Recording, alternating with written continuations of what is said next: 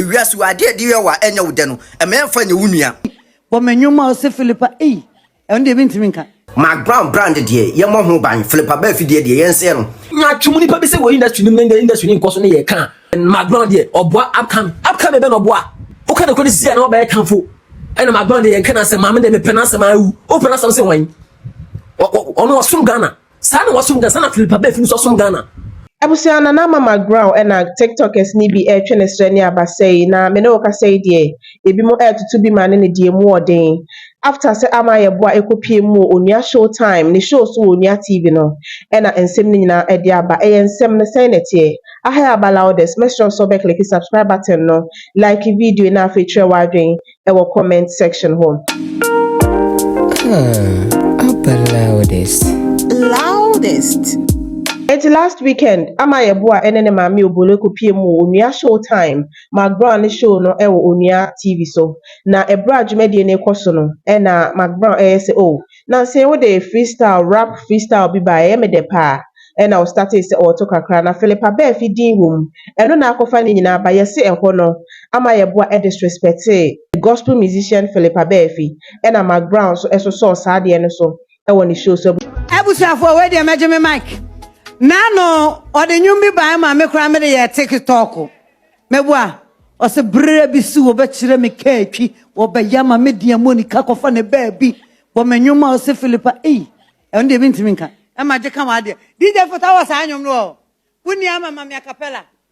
Brebi se me chema no bechire me keki or by yama media boni kakofane baby my bro. But me nyoma se Phillipa Baafi shebre ne memua me nko me krechi wo papa se me rap ye ne det sa ahwede asiafu ye nti paper me na mesie enye sika nkoma ne me ka bia ni ho ametie ahya woni bi bese bra he nkwa na meje penny de penny mayasi wori kwasi akeka sa behu na majimidi ba auto powder so ebebon broken heart echewa wo be form mo fa Ghana shemisa na sape ka me meton sika ofie I choose to be a rebel. Don't compare yourself to me. I know your level. Mo friend me rap mu be for I be the devil. Mo de someone ka ho John rap mu atasa. Mo ti ase kra mesie mo mabo madaka me twe me ho kakra mo se mo ye masa ti wani na wada be ma rap de nya wadwuma kochi kodo me ntwa mu da ma yese be ma ni nufuo me pay me price me tua me dues me tua me to ko bi se jako e kom de wa ye fa ye sam ye nu nyebo wini sika ope oba ni obeti ani no frame me David I can take it when the trouble comes I face oba e my cash basa jaga your body for them. It's after say show ne ekwewe ya na TikTokers ni bi start so mo kasa say ho ne de Mcbrown anye ni ye kra because no nim say asem kro na ehye ho ne nye eni ti no ka asem ma minjai mic no emfama Ama Yeboah. Nana Ama Mcbrown we hypocrite pa Nana Ama we hypocrite. Ewiasu ade de wa enya udeno. E me emfa nya unua. Ama Yeboah we say aye nwum a disrespect Phillipa Baafi say ye probi nwumati a o say Phillipa Baafi akra ne ba wo so awo wasa ka kire ne say saasam na o ka ye kasa twitwiri a etia maame no onsan ka biem ewiase wo hoyi ye tietie obi ani monyam so e de pay ani monyam Nana Ama ye tietie obi ani monyam so enti wo Nana Ama Mcbrown na woto no say nka Ama Yeboah ye nwum no o ka say ye pe movies afia wo say Nana Ama movies a enka wo side mic be ma ne so onsan ka biem enka be wo de wo nka be wo de ewiase we ade de ye wa enya wo de no ema emfa nya unua ema yemfa nya unua we hypocrite Nana Ama Mcbrown sa de na we ye no wanye ne ye akra no kra ne nim nyasa ebia pe bibi ka kire se o dabi maame no we penyi wo legend ono so wabobra wato nwuma ko nanim enti sasem na wo kai no de ebi kra agro ebia Phillipa Baafi ebia wo ye sorry anasese wo na wo se sha akra no kutupa o wo na wo se sha akra no kutupa na wo Ama Yeboah wo akra keto afia wo fefe wo betieti obi ani monyam so e de abepa ani monyam wo betieti obi ani monyam so e de abepa ani monyam na mo ka se maame no won kasa ntino won de asem wo ka se menye ne ya wo ka se ye pe obi nwumati a wo se Phillipa Baafi ye pe obi nwumati a wo se Phillipa Baafi sasem na wo ka no wo da dwene ho Ama Yeboah sasem na wo ka wo da dwene ho ansa na wo ka sasem no maame no wabobra enuma wato ne abrabo a wo abo no ebia wo Ama Yeboah wo no maame kwa momom half no obegino akasa asem we se dia kire sa maame no na enya mo social media na abafo na obi anya ano no wo kasa Abusianti can promise ni look alike and so Eddie bia ba be wom ono so che say mo amudi defend Mcbrown no munjai because mo nim ne ye sister ne to de bia ya na oyenyi mu kakra so e wo kwan of us to treat Kumasi TikTokers and the kwan of us to treat Accra TikTokers. Oh, look like inside the ba onua mo pamo ye onu producer mo pam me sadi wo hu onya me betua mo so kase na munuma tie ne se mo so be ko baby ama ya reject mu ama na ya mo ya ama bom nsan se essence universe no otua akase na wo munuma tie enti wo fi se wona platform nti wo de open na wo select dia eni nyakopo so be yi wa fi bibim ama na ya wo ya. I am saying this me nyabre ya hwe mo yes anya twumo ya industry mo industry do kwetimi ngro ene akola ba so a kase ni pano o ya santini no Kumasi dia Mcbrown wo ade na won ko asante nkonko ye program no Kumasi ade na won ko honkonko ye program won be TV station no e ko program se on be ba ho a se on be ba ka kire me munyimu se upcoming rising star bi Kumasi a watwim tipe wo TikTok na sap no afre no but ni pano wa Accra other regions a mo fi no I just Onua must have feche na maji disika upcoming 3,000 2,000 500 na maji mo be disika se na ma Phillipa no na mo na mo saje glory ni se Mcbrown de oboa upcoming be no oboa se ni pani mbulo wo TikTok ni pani nyini di na onya ho fa so a upcoming be no oboa hypocrite people o ka de ko ni sia na oba kanfo ena Mcbrown de yenka na se ma me de me pena se ma wu o pena se wan ono wasum Ghana sa na wasum Ghana na Phillipa be fi so wasum Ghana. Enti wo ye hwe so a legend like you also so sansam fun so esan say Ama Yeboah no sabana Yeboah no oye wo hu ni panti oye wo original wo film nti hypocrisy life nti no enti ono de okan boni ni hu je na look like de ye wo o find out who say onya santini o free Kumasi no o bisaye o police be bisaye say na ni pa no o ba kampo o free hifan be say sa de we be fita o mo free hifan o mo ye nkanfo anu no na mo sakiye. I'm saying this ana musake manyenti nyanyi yahuda look like ko ba Nana Mcbrown wa ubehwe video we bia no se wonim Phillipa Baafi a ida se tag no anasa hye ne fa koma no na Ghana ye kuro bia wanhwe yi a yebemu afa nipa ho tan e wa abra nipa no e bia na koma mu no no pe wasem. You see me hu se amanfo e drag Nana Ama Mcbrown se adenti na wama Ama Yeboah stage amwa ba be didi Phillipa Baafi atem nenso so asemu abaya ne kan no wani di natam Ama Yeboah ye anwom ne de daada no ye nya nipa amoma nka se wadidi natam okopie wo Onua TV so na Nana Ama ne platform na boom Ghana for wadidi natam ena Nana Ama nka bi ena Nana Ama ye hypocrite ena oyenya atwom monsan ko back biem na muntie enyo ensam na akola ne kan ye no wo se mabro tieniye wanom nsan wabro na sa o be bonno o se bonno nyoma wo se Phillipa Baafi na obi a wabro de enye ankwanoma dede ene efie ni pa me life asai no Phillipa Baafi de wo de yedai ana se family nyumi ye friend say metemenansa na me refi family nyum no me bonsa me de enye sa nyum no na wo boa ye boma wutie eba ne sai ne nipa ne so abo ena akobo ama no Phillipa Baafi anko betimi abo bia din ba Phillipa Baafi pe edi no otime boye meaning say maybe when you go to the gospel side ono kwa na be on the favorite artist asama akra ne kan no won de say no won didi ma me na tem Wanya nyum ne dada no obi antimi anka ho asemu okopie wo Onua TV no na Ama ho ye mohinti no mode be fore no na just ma be di natam ena Nana Ama Mcbrown wa ma akwa no ye hypocrite sa wo pe Nana Ama Mcbrown atamade yi wonim ne di natam ne yehu so ye bema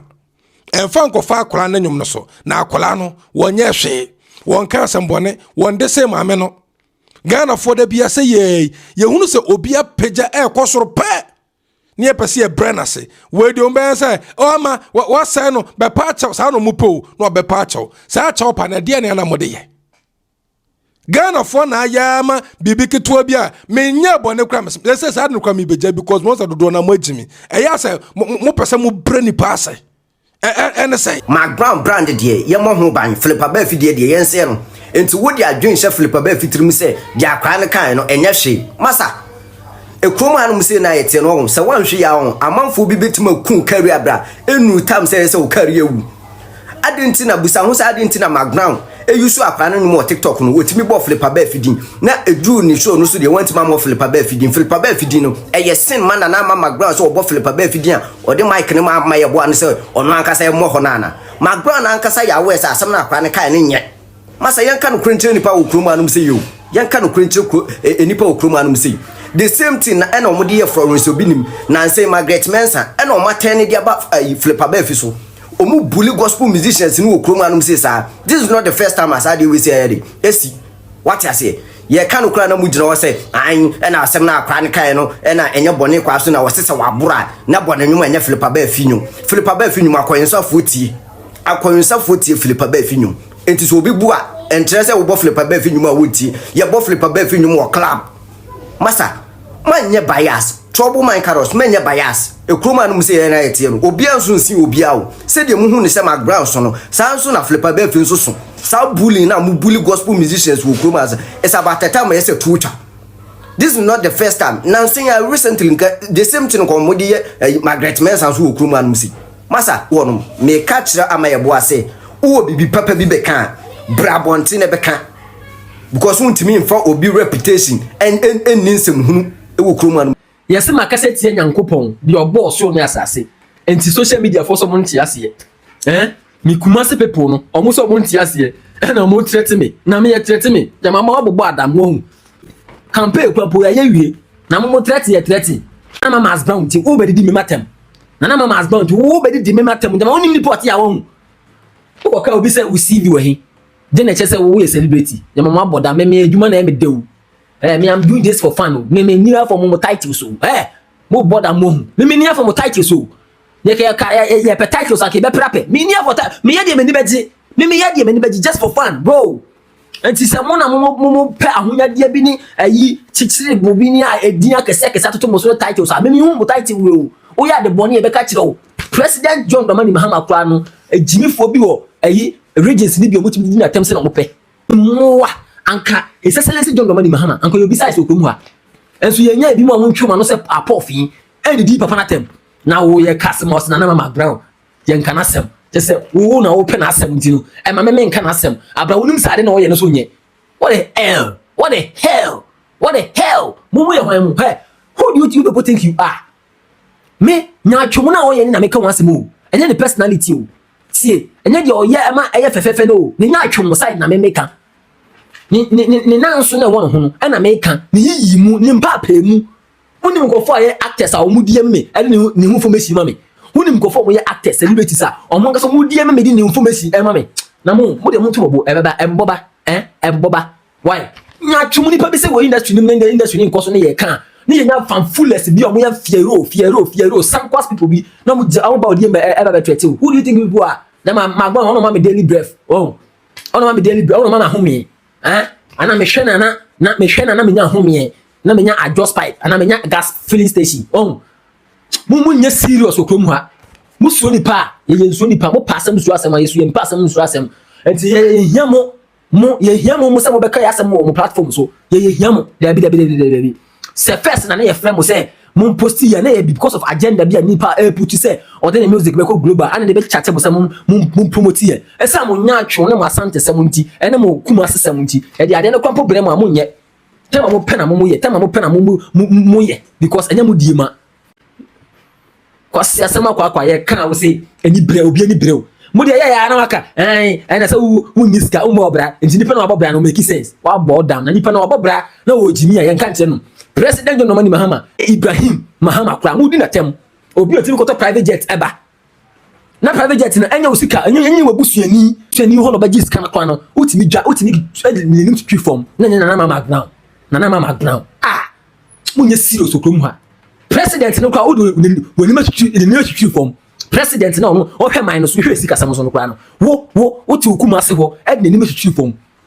na ye kan asema kire wo na ye kan yansa kire so nipa no oye mpapa mu ba industry nim ne de ba na afa ne de na o project oni content creator wa akra link up the atamone boys here mo sisu ya omo akra enso opoku bi se mu na nko ayi platform so Mcbrown platform so ye ni na dudu mu na ko platform so mo pe no kra kan me say mo pa mo list wo be so benya nipa akra for be 5 mpo me say akra for be 5 obenya no sanya wasili mu anya we mu a na ye hwan mu ka kire me omo bi odi omo ho wi o omo nya musika wi o omo bi odi omo ho wi no afra mu eno kwa no ofra mu nya so ono na di ebo mu ono no tap into the viewers mu use mu ki mu use mu adwene emfa hwe industry ni o ye tie ni hu de ko enti ama mo bi fa na fan fully ma ha say what so mu sunya de and this is the time you put you people on. You will put you people on your toes. This is the time. You let you guys know say agro na ye di no want me fan fully from travel beg or to say me sisi agro ni mo. Who do you people think you are? Mo yo hwan mo ana media ba ye support na krom he ye na e twa nsa mo gye ne beba ye build Ghana ana ye build Kumasi mo nye serious Ghana music industry na say Kumasi music industry Ghana movie industry na say Kumasi movie industry mo nye serious baba ko say e be bomochi opa twam opa he video opa like it wo wasem ba me masem say I stand by my truth otobi tini medin ko sesam teme Nana Ama Mcbrown onyi Nyankopon and simple as ABCD me kan say na me hunu Anode ahaya ba loudest make sure so be click subscribe button no like video na feature wadwen e wo comment section home Upper loudest